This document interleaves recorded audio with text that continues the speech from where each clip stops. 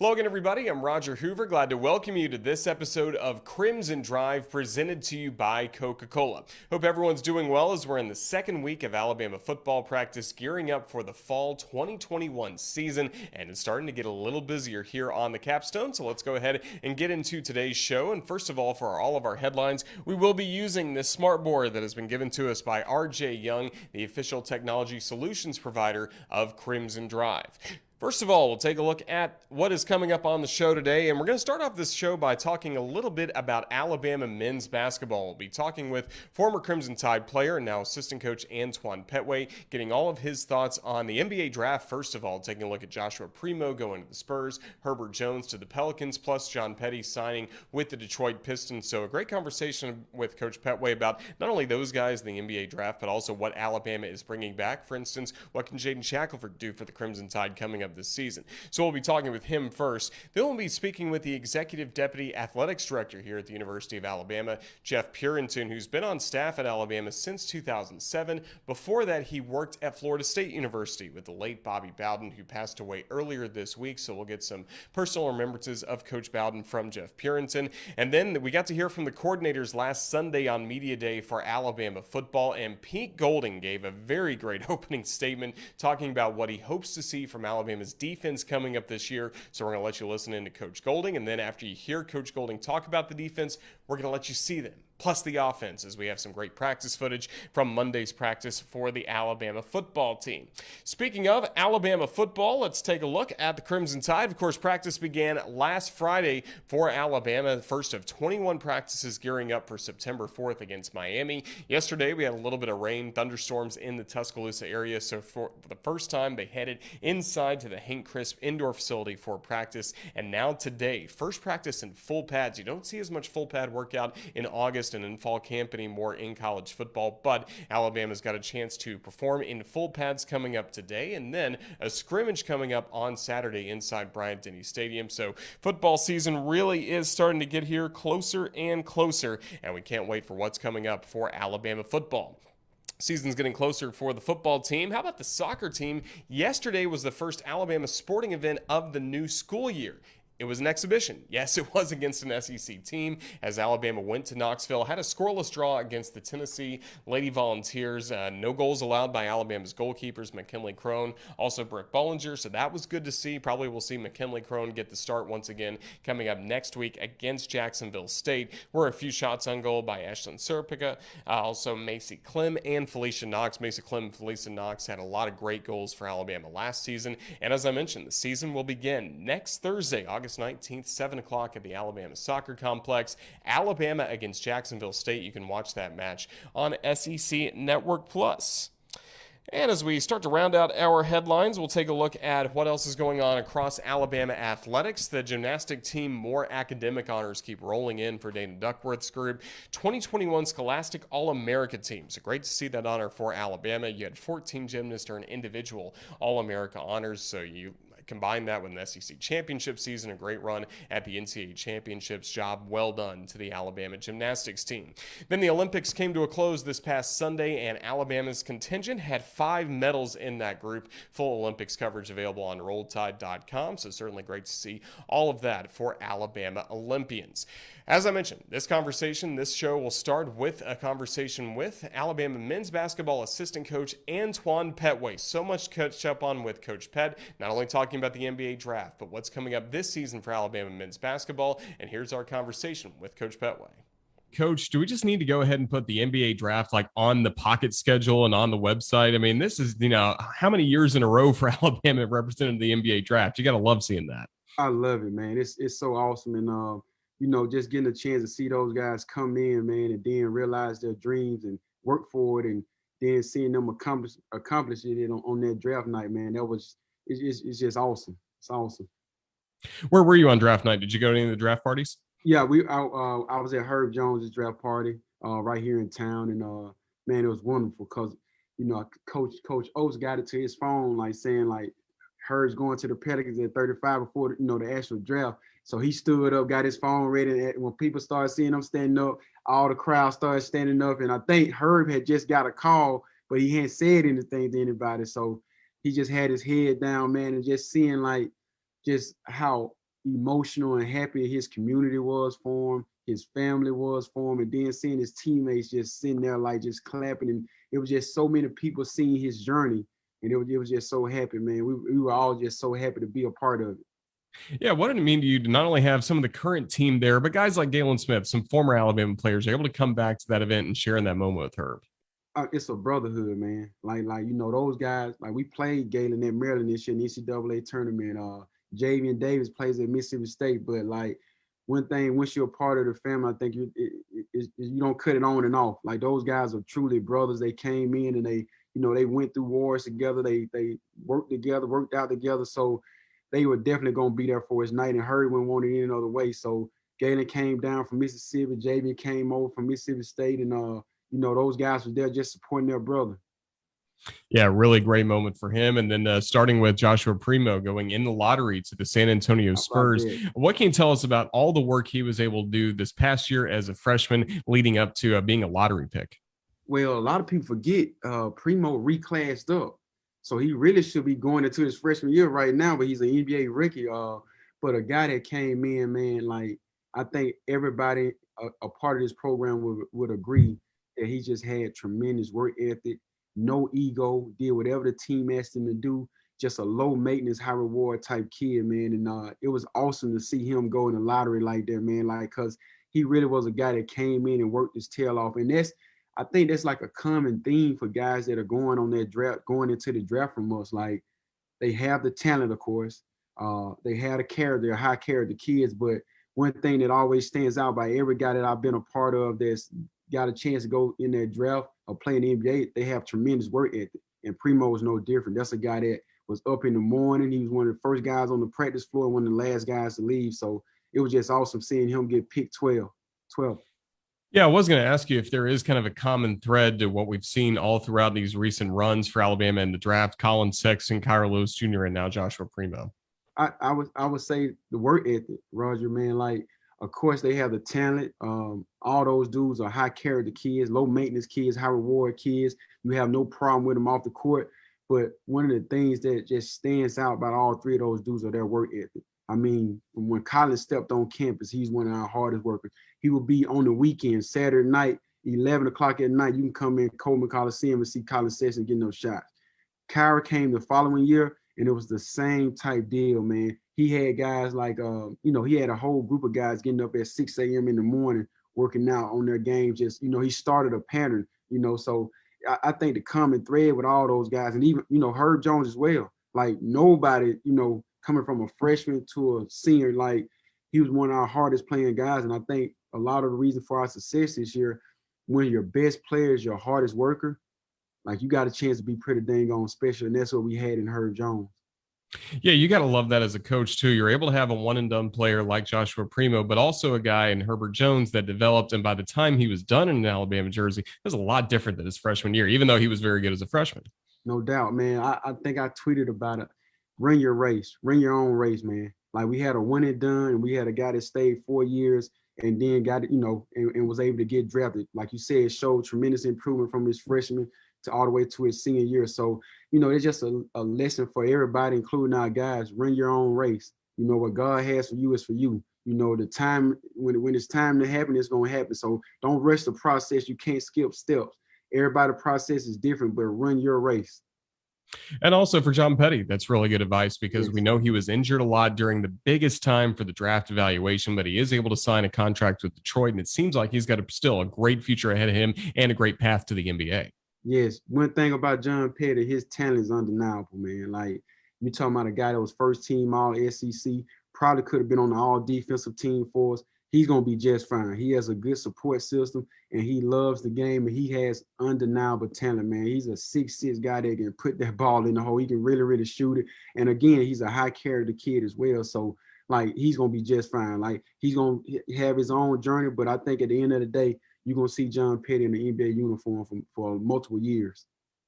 Well, we know in recruiting, a lot of players across the nation, elite players want to come to Alabama, want to be part of this program that Coach Oates continues to build. But how does the NBA draft and having that exposure, especially having, 3 lottery picks in the last 4 years, how does that help you guys on the recruiting trail? It helps tremendously. It makes us very visible to those guys. Like We actually were calling guys during the lottery, doing when they drafted Primo, we were actually FaceTiming guys, like it's letting them know that, Alabama's a place where the NBA is paying attention to. It's a place the NBA is really, really paying attention to what we're doing. Our style of play, the style of play Coach Oates has brought to Alabama. You watch the NBA Summer League and we running a lot of the same sets they run there. So I think you see guys that have a certain level that people think they're going to be going into the draft. But as teams interview them and watch our film and how we use them in the systems that they run at the next level, I think you've seen like guys like Primo and Kyra Lewis shoot up draft boards. And I think that's a result of them playing in the NBA style, NBA system, and knowing like reads and making NBA reads and getting better at it every single day in practice. So I think if you're a guard, if you any recruit, like playing in this style of play, it's only preparing you for the next level at the NBA. So those are the guys that are now leaving Tuscaloosa. What about the guys that are here, that are on campus? So what's the work been like for this current Crimson Tide team? We had a great summer, Roger, man. Like we got a really good group. I'm excited about this season. We lost a lot, but we got some guys returning, and we brought in some really, really good guys that's gonna add to the character and just keep the culture going in the right direction. So, we had a tremendous summer. Guys came in every single day, worked their tail off, didn't have any problems on the floor, off the floor. Like they know the expectation, and we got seniors guys, we got leadership, like in guys like JQ, Keon Ellis, Juwan Gary, guys that's been here a little bit that know, they got the experience last season, you know what I mean? And then Shaq didn't spend the summer with us, but he's going to be another added part to us when he get back here. Guys that's been through it. You got guys like Noah Gurley, Betty Yako, JD Davis, and guys that's come in and really like, added to what we're doing. Darius Miles had a really good summer. So we got a really good group, man. I'm liking Namar Burnett. So we got some pieces for sure. Yeah, with Javon Quinterly, he was able to play last year after having to sit out just so much time. It seemed like he got his legs back under him. And in March Madness, we saw the best Javon Quinterly. What are the next steps he needs to take for this basketball team? Well, first off, first and foremost, like he's a baller. Like we all know that already. Like JQ get it done, man. So he's a guy. I think the next step, from a talent standpoint, he's there. Like he's a guy that's working his tail off in the gym. He's another one that's going to be in the gym late night, getting up shots, working on his game constantly. And that's why you see him play with such confidence during the game, because he pushed that work in when nobody's looking.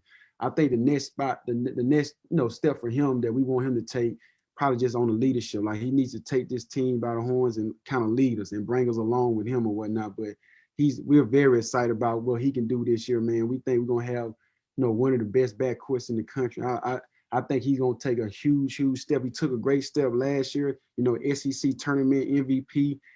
We went on a major run. Guys just couldn't guard him. You know what I mean? Guys couldn't stay in front of him, and he makes plays for everybody, and then he can make plays for himself. So we looking for him to build off last year and take a huge step this season going forward. Yeah, we had Jaden Shackelford on the show a few weeks ago, kind of talking about his summer and his thought process when he was just gathering just so much information. First of all, about the draft, then the transfer portal, then coming back. What were your conversations like with Shaq during that time, and how excited were you when he did call and gave you the final decision that he is indeed coming back to Tuscaloosa? Oh man, when he called, everybody in the office was like going crazy. Like he texted us and then he called us and let us know, like, Coach, I'm coming back home, and everybody was like, yes, let's go, because he's a kid, man, like came in unheralded, you know what I mean? Like he was a not a highly recruited kid, but he came in and just worked his tail off. So as a freshman, he played really, really well. It was all freshman. Last season, he was second team on SEC. And so he's put a foundation here at Alabama. People love him. The fans, are behind him and support him. And like I told you earlier when we were talking, Roger, the brotherhood is real, man. Like he never stopped communicating with his teammates. He never stopped talking to JQ, Jawan. He never stopped talking to Key. Like all those guys wanted him back. JD texted him, like all those guys wanted him back. And it's one thing, if it's not broken, why try to fix it? You know what I mean? Like you've had pretty good success at Alabama. We won a bunch of games with you.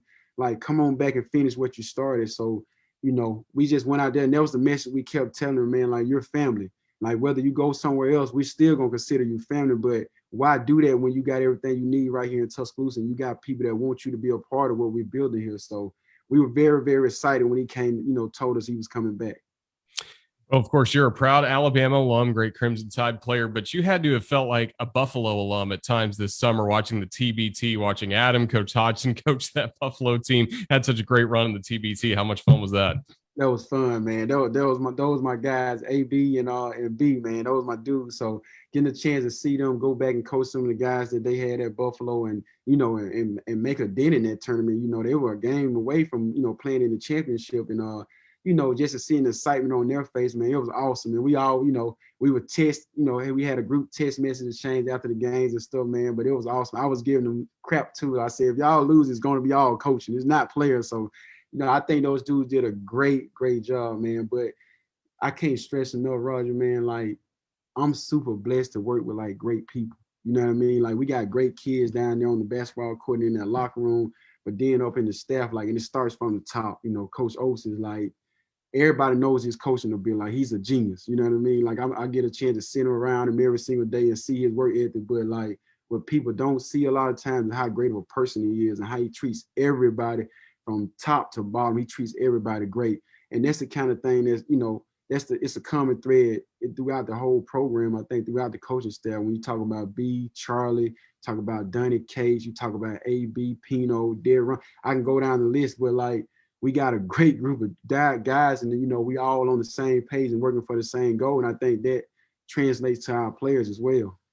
And I always thought you were the best athlete that's on the staff, but look at what Coach Oates has done this summer. He's had a hole-in-one in golf, and then what do you make of all these like Instagram videos, him doing flips on the lake, on the board and stuff like that? Don't be fooled. Oates is rocked up out here, man. Like, he is. Hey, this dude works out, man. I'm telling you, like, he takes his shirt off. I had to go work out. I'm just telling you, man. Dude is taking his workout stuff serious, man. But nah, I don't think I'm the best athlete on the staff. I may give it to Charlie Henry, to be honest.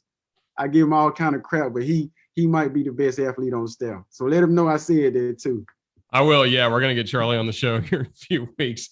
Antoine, before we let you go, just kind of what are the next steps as we get ready to start the school year? And then when do things really pick up for you guys, preseason work?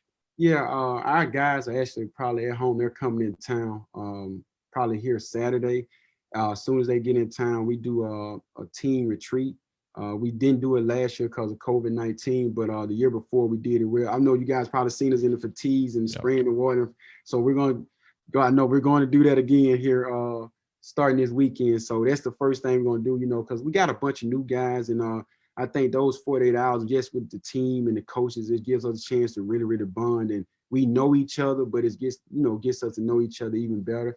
And so I think we'll probably start workouts. I'm not sure the schedule, but we'll probably start sometime at the end of August, early September, just individual workouts and things like that, team workouts. So we excited about this season though, man. I think we got a good group. They're working hard. They're guys that like very hungry, have no ego. So I'm interested to see where this season takes us. All right, last thing before I do let you go. We saw in so many of those great videos by Alabama men's basketball, some of your pregame speeches that you'd have with the guys on the floor before they'd run back to the locker room. I mean, you were speaking from the heart. Do you ever plan out what you're going to say, or is it just in the moment how you're feeling at that time? Because they are some of the best like inspirational speeches you'll ever hear. No, I appreciate it, Roger. I promise you, I try to plan it, but when I start seeing their faces and talking, like, I just go all off script, man. Like, I just started just rambling and whatnot. So no, I have fun with the guys, man. And I think I can't remember a game we started, and now we kind of just do it all the time. And you just be a couple things we hit them on. Could be something we talked about all week, but just a little extra motivation to get them out there to know, like, the main thing I always say is, like, we got each other back, and I want them to show the love that this team has for each other.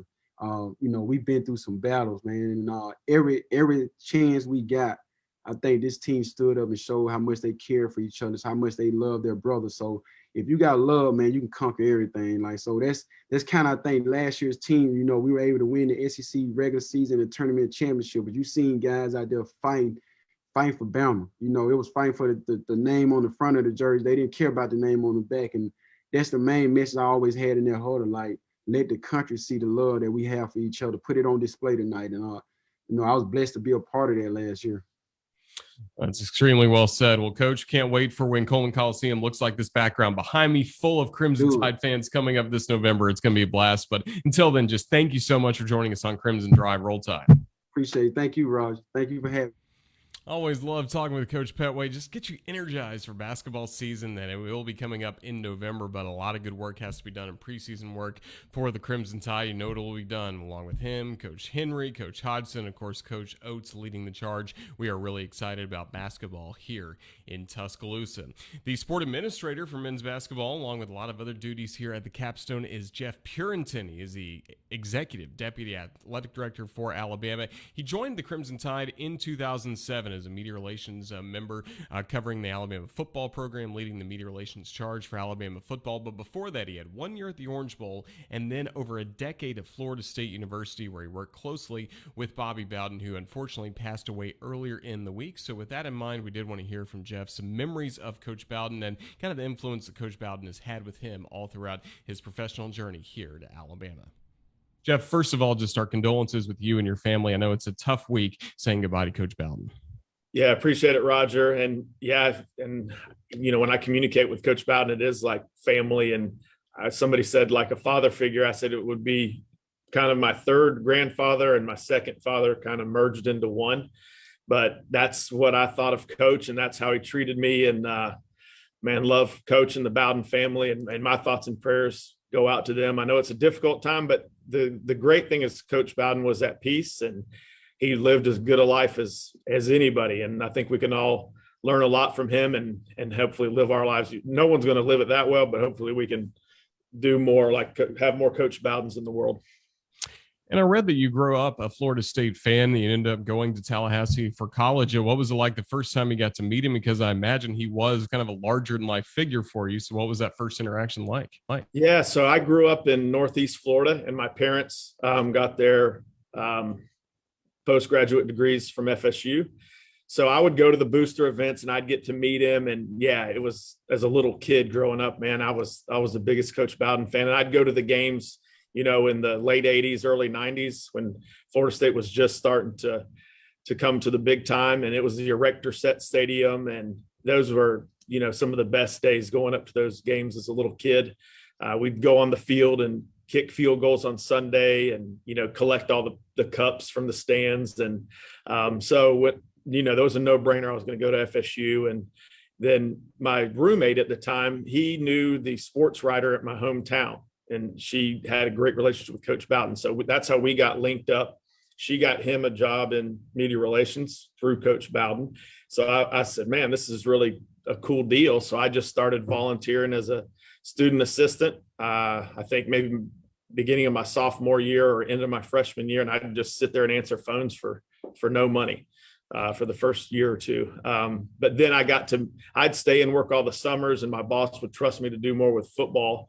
So I got to be around Coach Bowden a lot. And man, you would never know he won however many games, or he was the head coach at Florida State, or, any of those things, how he treated you. If you were the student SID or the janitor or the AD or the biggest booster, he treated everybody with class and respect. And you weren't intimidated by him, but yeah, the first few times I'm like, man, I'm sitting here in the elevator with Bobby Bowden. It's pretty cool deal. Certainly was. What was the key to his consistency? I think the one stat that stands out, all the top 5 finishes from 1987 to the year 2000. I mean, how did he stay so consistent? I think this is the standard he set for himself. I was talking about it the other day, and everybody wants to know Coach Bowden, Coach Saban, and similar, different. Yeah, all of that. But the bottom line is they hold themselves to such a high standard, and they don't ask anybody to do anything they wouldn't do themselves. So when the organization is run that way, you owe it to yourself to do your best to emulate, what the person in leadership is doing. So, Coach Saban's the same way. Coach Bowden was like that. They get here at the same time every morning. They have a routine. They meet at this time.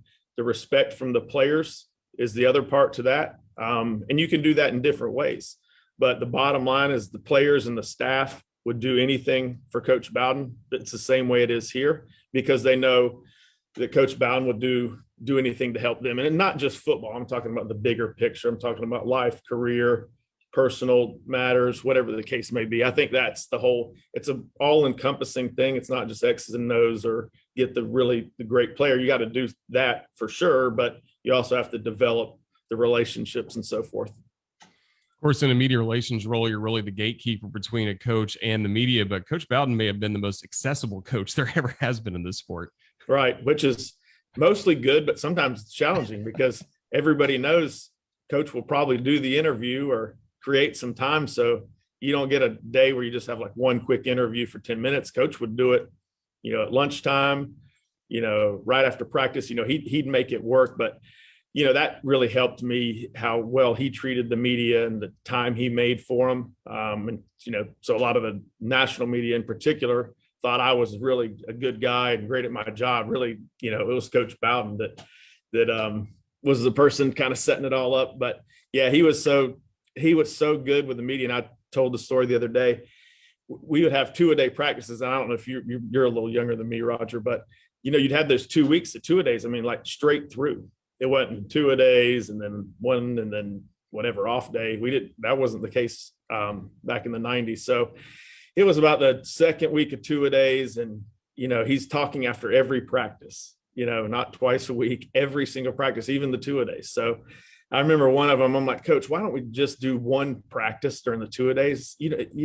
I know you're running out of things to talk about. And he said, nope. He goes, these writers got a job to do, and I need to give them some content, so they can have something to put in the paper. And I'm like, okay. He goes, well, what can I talk about today after practice? I'm like, man, you've talked about every position. I said, the only thing I think you've left out is the kickers and the punters.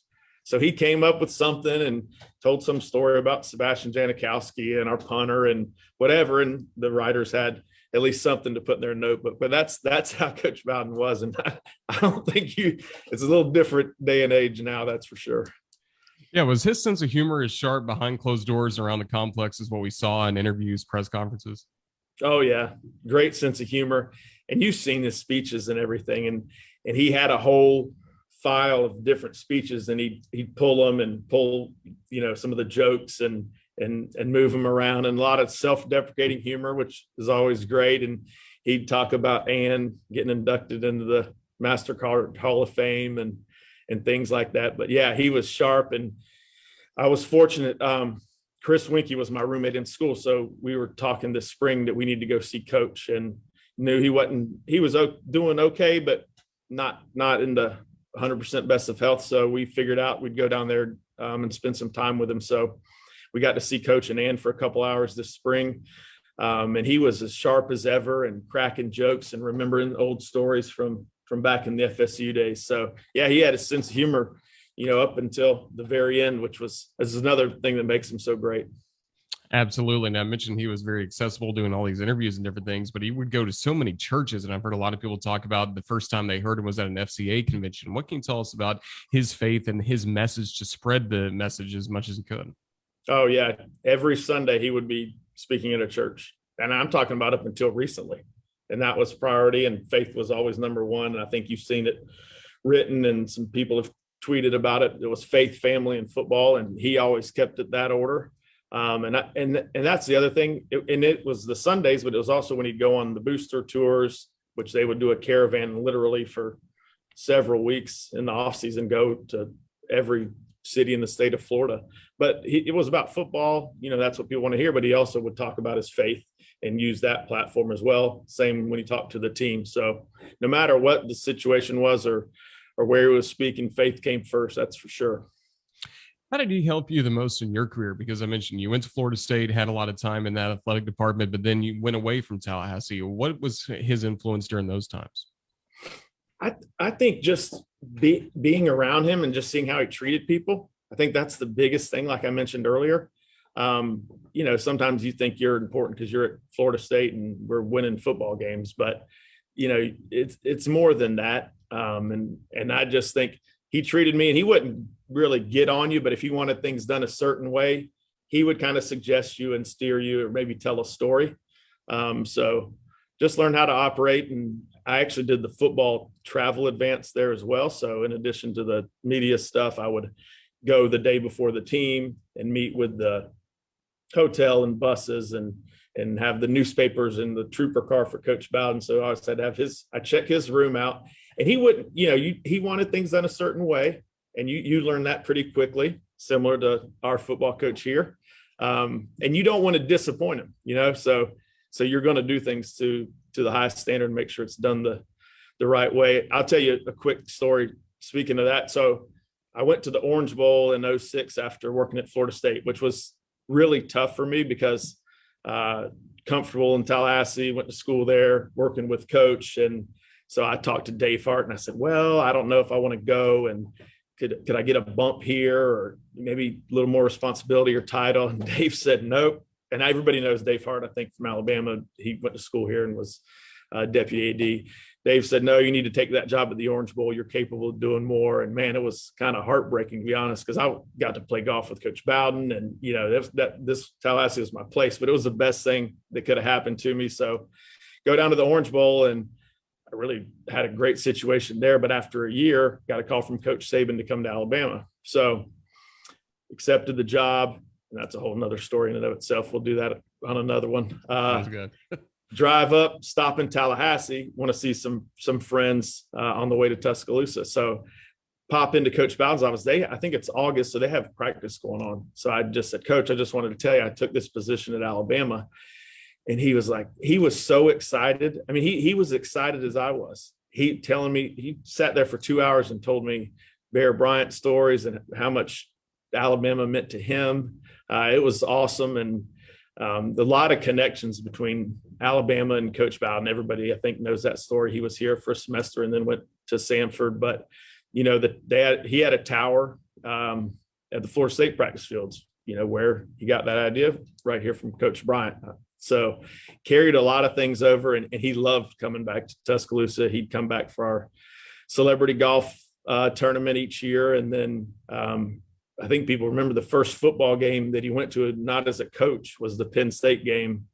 And I believe it was 11 here, and Mal had him as a guest, and Coach Paterno was there and Coach Saban, and there's some really cool pictures. But, he didn't want to, I said, Coach, you want to be in a suite? You want to do VIP this or that, other than go on the field to see some people? He wanted to walk around and tailgate and sit in the stands and do like the full-on experience. So that's an example of Coach Bowden for you. You ask me, yeah, I probably want to be in the AD suite or somewhere like that. But Coach, he just wanted to experience the whole thing because he never really had the opportunity to do that. That's a tremendous story. And yeah, we heard the statement from Coach Saban earlier this week of talking about how Coach Bowden, when he was at West Virginia, wanted to help a young Nick Saban, who was just a grad assistant at Kent State at the time. You really can tell Coach Saban had a lot of admiration for Coach Bowden. Yeah, and that's a really cool story. And I didn't know that one until I think Coach Saban won one of those Bobby Bowden Coach of the Year awards. And he told that story. And it was really amazing that Coach Bowden he knew his dad a little bit, I think, just from, the West Virginia football world, but to call a GA at Kent State and offer him a position at West Virginia so he could be close to his family or help his mom. I mean, think about that. And there's a lot of stories like that. And that's Coach Bowden has helped so many people. And it's really been, it was sad Sunday for sure, but it's really been cool to hear all the stories about all the lives he's impacted, including our football coach here. Did you ever get letters from him? Did you exchange letters from him? We've heard a little bit about that. He always was writing letters to his former players, current players. Yeah, it's funny you say that. And actually email too, which was pretty amazing. He got on the email kick, but yeah, he was a big letter writer, and every morning he took time out to write letters. And he wrote me one actually, and I looked it up because I saw some people posting those. And he congratulated us on winning the national championship, and please tell Nick, and proud of what you've done. And then this is Coach Bowden. I was the assistant SID at Florida State.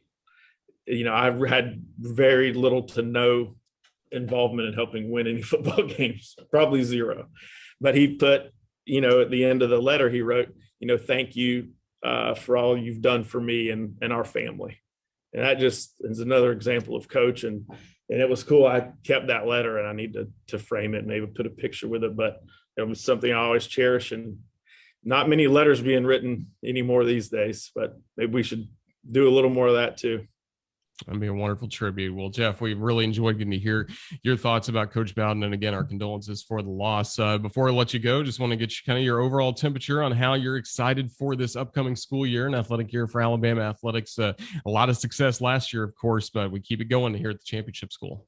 Yeah, we're fired up, and it's almost here. It's hard to believe a couple weeks away from heading over to Atlanta for our first game, but hopefully build off our success last year. Obviously, football national championship, both basketballs making the NCAA tournament, men winning the conference regular season and the tournament championship. So highest finish in the Directors Cup. So we're excited, and maybe we can take it up another notch this year.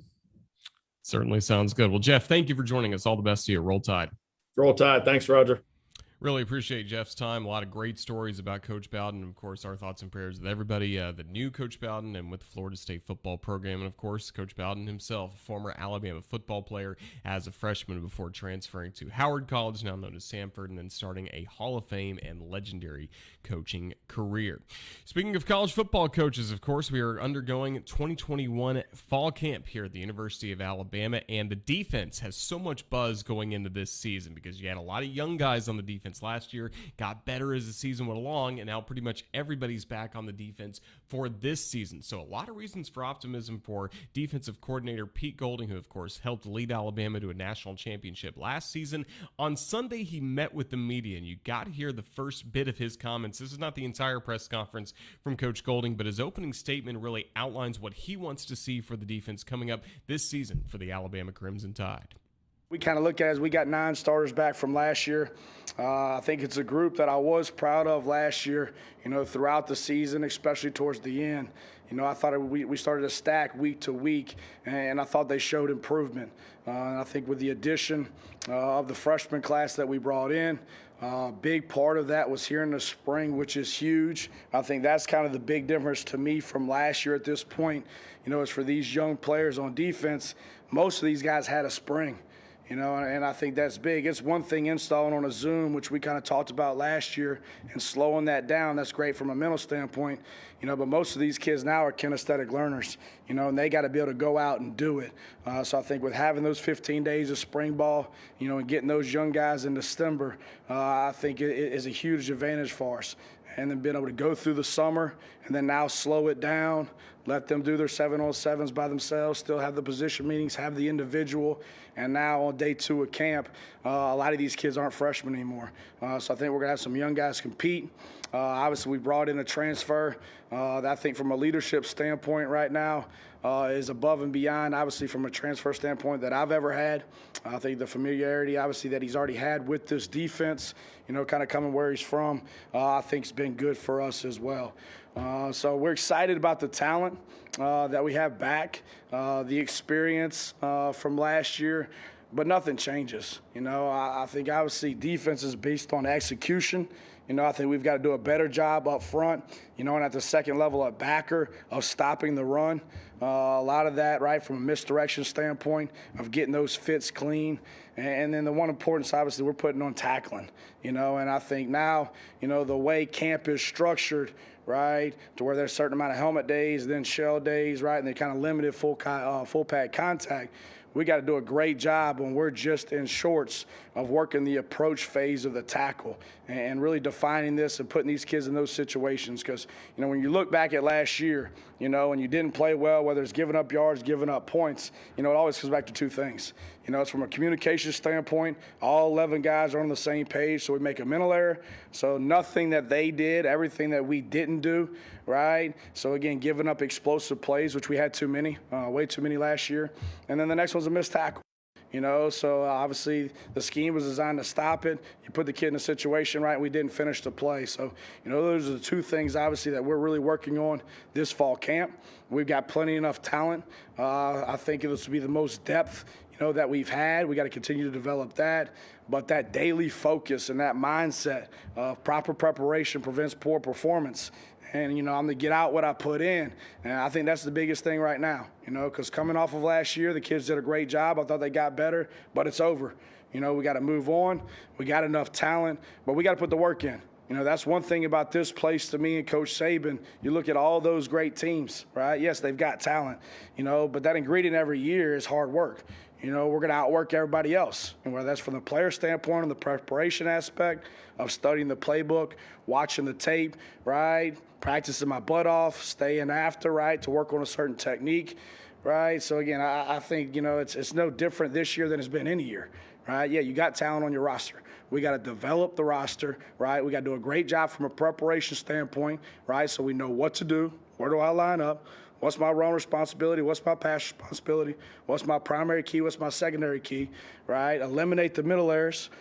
We got to eliminate some of the pre-snap penalties, all right, that are putting guys ahead of the sticks. I think that's been one emphasis for us in the spring. Obviously, and it's going to be in fall camp is third down. And I think the big piece on that is you got to play well on first or second down. So again, we got to get them in obvious passing situations to where we know what they're going to do, so we could dictate a protection, or we could take away, a dominant receiver based on a coverage because you put them in that situation. When you're living in the 3rd and 3, 3rd and 4, 3rd and 5 life, everything's open, and I think it's tough to defend. So we got to do a better job on first and second down from a run standpoint, right? We got to eliminate the mental errors. All right, that's year in and year out, and we got to do a better job tackling. But I love where our kids are at right now. I think they're working their butt off. I think they've stacked spring, summer, now fall camp. I think it's nice to have some guys that have been in the scheme. That's a big piece of it. But more importantly, like, they know the expectations of this place. They know what it is to play for an Alabama defense. Right? It has nothing to do about being best in the conference. We're trying to be the best in the country, and we're not looking at that long term. We're looking at that on a day-to-day basis is what do I have to do today to be the best player I can be today, right? And then tomorrow, all right, let's stack that. All right, what do we need to improve on is self-assess, right, both from a coaching standpoint and a player standpoint of how can I improve. Right? All right, here's the issues, right? This is how we fix it. Here's the drill to do it, right? Are you willing to do what it takes? So I think that's the big piece. I'm excited about the guys that we got coming back. I think from a leadership standpoint, we got a lot of guys stepping up and showing people how to do it, right? I think that's the big difference to me in this group, right? And I think they learned that from last year, right? You can do this all you want, right? Show me, don't tell me, right? So I think we got some guys that are going about it the right way, right? Preparing off the field the right way, right? Taking care of their bodies off the field, so I think we're in a pretty good spot. And obviously, we've kind of gone back to that COVID protocol, and that was kind of one thing I told our guys the other day in a defensive meeting. When I put that mask back on in this building, it reminded me of last year. It took me back, right? Not from a championship standpoint, but just how our kids edited their life, right, for that personal bubble and all the things that they gave up, right, at night, the going out piece, right, the families coming in, right, worrying about the tickets, all that other stuff.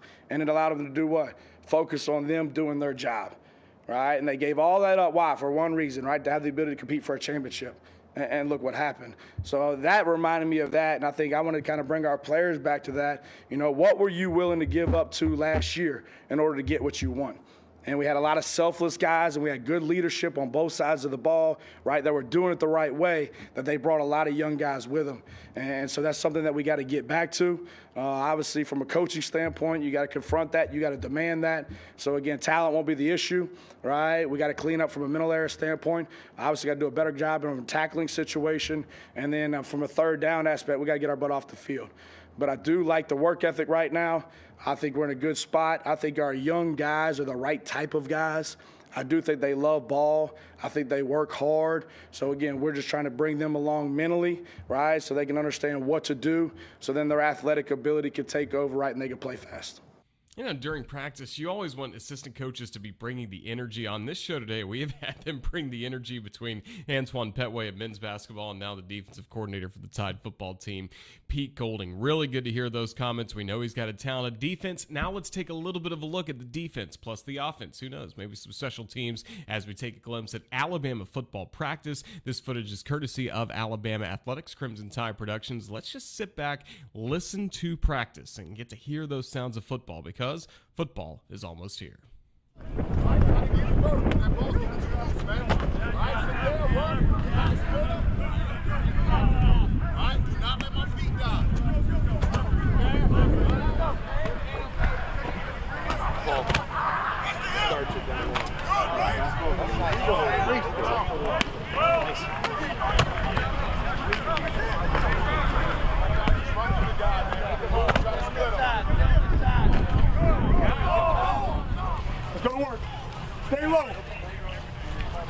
Push, let's work.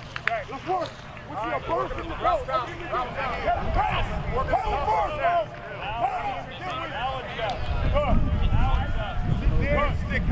Before we back, we pedal two. Before we back, we pedal two. Two birds. Let's go. Pedal in between. Let's go. Push. Good. Pedal in between. Good. Pedal in between. Each movement we pedal. First, gain ground. Right. Good. Hold that toe. Hold that toe. Low. To the top. Better. Now. Low. Here we go. 3 stick and drive. 3 stick and drive. First down. Good. Good, Brian. 3 up. 3 of them. 3.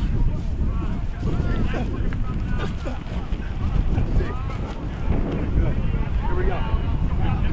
2 up. Stick.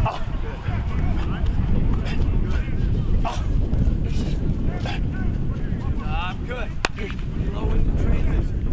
Stick. Not of it. First. Good. Not better. First.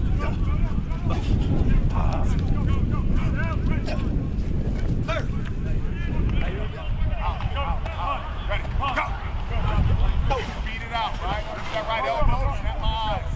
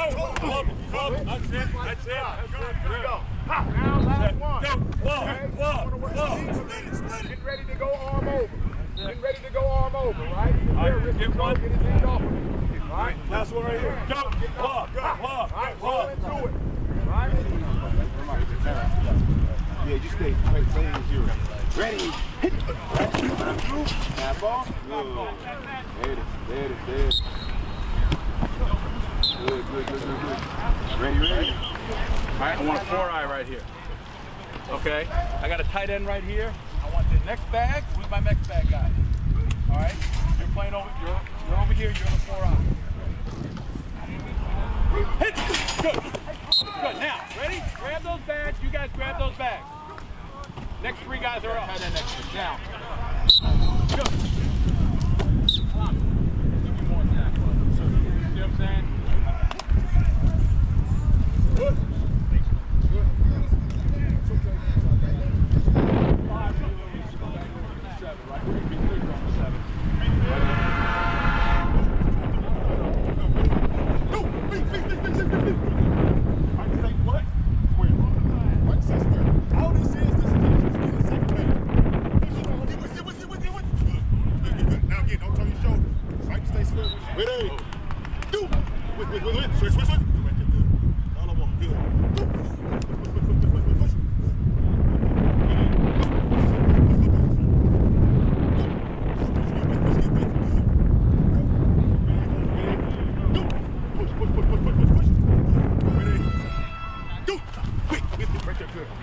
Good. Good. Ready? Go. Push up, push up, push up. Jump out of your box.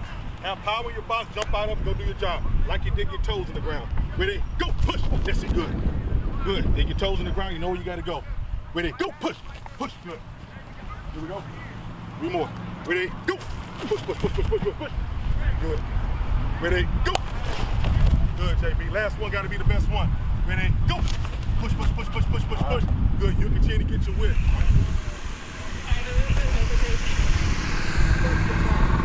All right.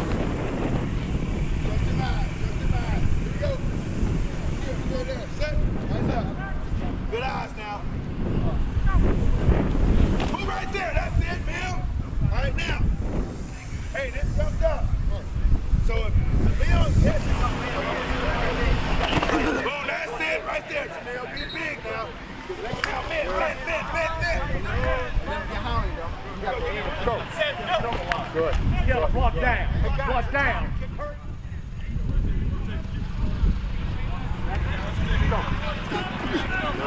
Don't let it get started. Go the other way with it. Go the other way with it, King. You be the tight end, King. Go. Good. Real fast. Go. Good.